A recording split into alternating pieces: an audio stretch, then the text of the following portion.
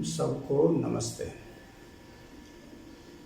आज एक ऐसी घर घर की समस्या है, लड़ाई झगड़ा, घर में राग द्वेष कलेश क्यों होता है। घर में अक्सर देखने में आता है, आजकल बच्चे शिक्षित हैं, पढ़े लिखे हैं, अच्छी अच्छी डिग्रियां प्राप्त करे हैं, लेकिन लड़ते झगड़ते हैं।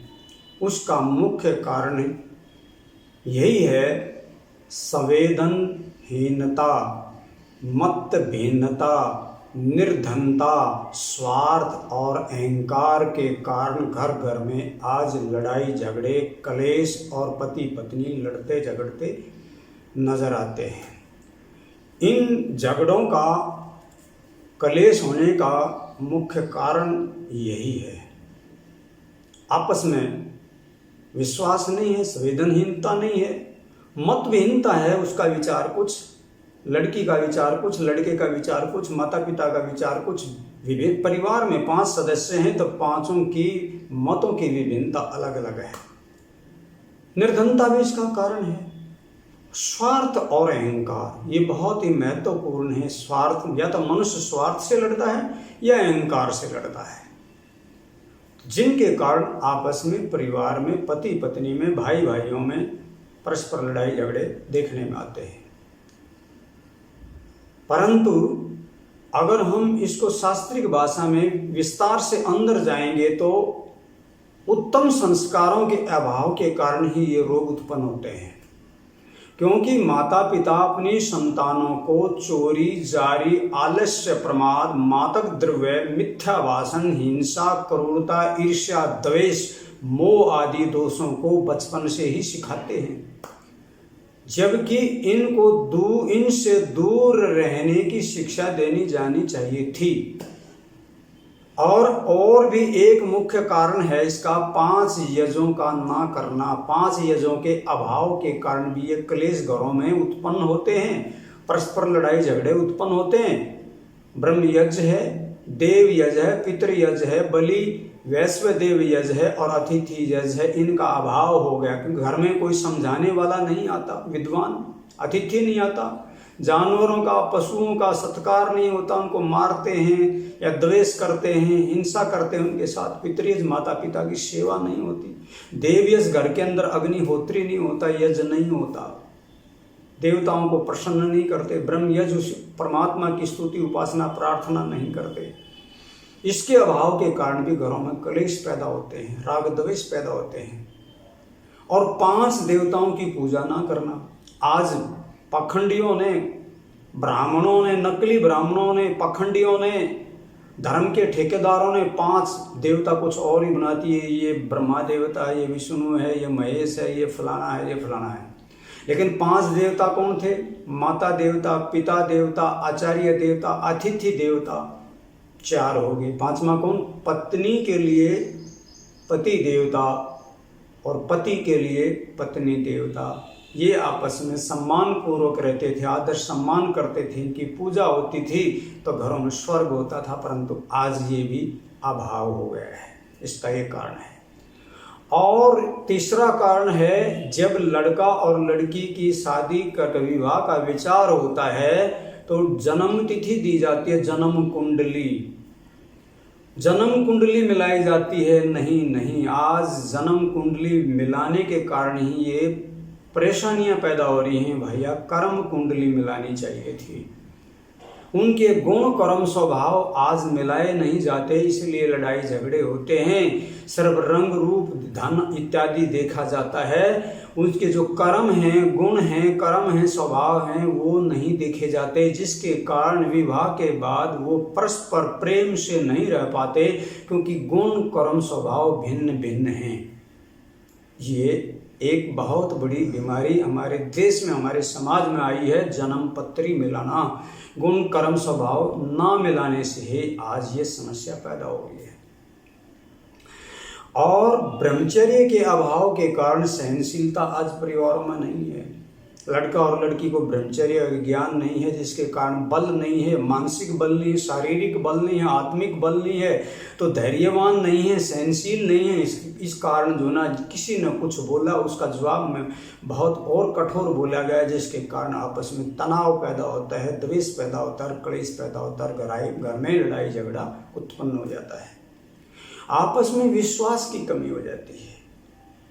अब ये समस्या तो है, परंतु इस समस्या से छुटकारा कैसे प्राप्त करें, कैसे इसका निवारण हो सकता है, कैसे शांति हो सकती है। तो सबसे पहले शास्त्रों ने बताया, हम मंत्र में पढ़ते भी हों, वाक वाक, हे परमात्मा मेरी ये वाणी मेरे अधिकार में हो। तो वाणी की मधुरता आवश्यक है, परस्पर संवेदना तथा कर्तव्य प्रयाणता होनी चाहिए। अपना अपना हम कर्तव्य समझे, पत्नी का क्या कर्तव्य है, पति का क्या कर्तव्य है। जब ये वाणी की मधुरता होगी और आपस में संवेदना होगी, परस्पर प्रेम होगा, परस्पर भरोसा विश्वास होगा और अपना अपना कर्तव्य करेंगे पूर्ण, तो निश्चित रूप से उस घर परिवार में सुख शांति होगी। और महर्षि मनु ने तो कहा भी है, संतुष्टो भार्या भ्रता भ्रता भार्या तथैव च यस्मिन् ते कुले नित्यम कल्याणम तत्र वेदवम।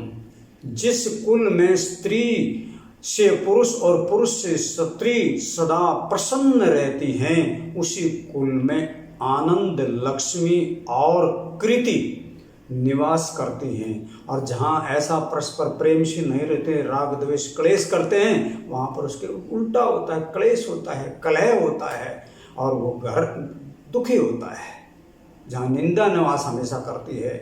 तो इसके लिए ये आवश्यक है आपस में पति और पत्नी परस्पर प्रेम से रहें। पवित्रता का भी अभाव है, पवित्रता बनी रहे। रसोई में क्या बनता है, किस प्रकार बनता है, ये बहुत ही महत्वपूर्ण है।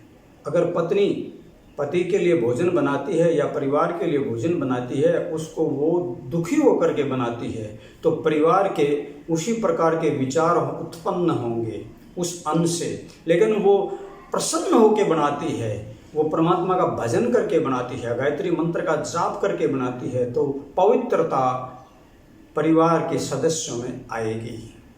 तो पवित्रता आवश्यक है। सारे जो हमारे विचार उत्पन्न होते हैं, उसका जो मुख्य भूमिका है वो रसोई की है। रसोई में क्या पकता और कैसे पकता है।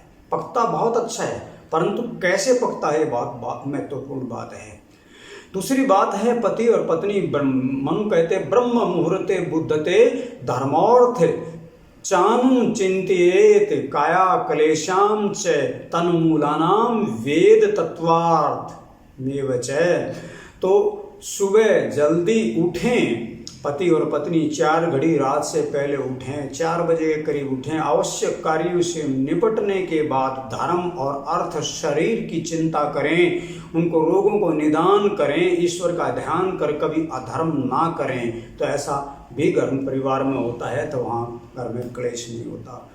और परमात्मा ने तो यही बताया, सम गच्छयम सम वदयम सम मनासी जानताम देवा भाग्यम यथा पूर्वे सजानानाम उपासते। तुम्हारा जाना एक हो, तुम्हारा बोलना एक हो, तुम्हारा मन एक हो, तुम्हारा करना एक हो।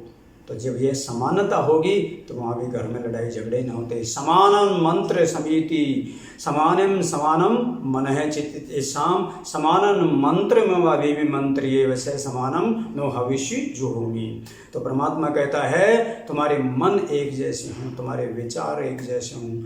और पत्नी के लिए आज्ञा दी है, जाया पते मधुमती, मीठा बोलने वाली हो, सबसे प्रेम से बोलने वाली। और पति के लिए भी कहा है, पति में भी ऊर्जम विव्रत है, वो शक्तिशाली, शक्ति को धारण करने वाला हो। वसुनः उत्तम धन का मतलब उत्तम प्रकार से धर्म करके ही धन कमाए, अधर्म करके धन न कमाए। सुमेधा उत्तम मेधा वाला हो, अपनी मेधा को बढ़ाए, सत्पुरुषों का संग करे, विद्वानों का संग करे, स्वाध्यायशील हो, सेवा भाव उसके अंदर हो। अंधोरण मित्रेण चक्षुषा, क्रोध रहित हो, सहनशील हो, धैर्यवान हो, सुमना अच्छे मन वाला हो, संमित जीवन उत्तम विचार वाने वाला हो, वंदमानम विनम्र सुशील हो। जब ये गुण परस्पर होंगे पति और पत्नी के अंदर तो उस घर में क्लेश नहीं होगा, उस घर में स्वर्ग होगा। एक दूसरे की बात जहाँ मानी जाती है, सम विचार, दोनों के विचार समान होंगे, दोनों का निर्णय एक होगा, तो निश्चित रूप से उस घर को स्वर्ग होगा। तो आओ अपने घर को स्वर्ग बनाएं, ऋषियों की बातों के ऊपर ध्यान करके। जहाँ पर ये क्लेश है वहाँ पर वो कोशिश करें, क्रोध को त्याग दें, समान विचार हों, समान हृदय हों, एक दूसरे को भरोसा करें और ईश्वर की उपासना करके अपने जीवन को सार्थक बनाएं, स्वर्ग बनाएं।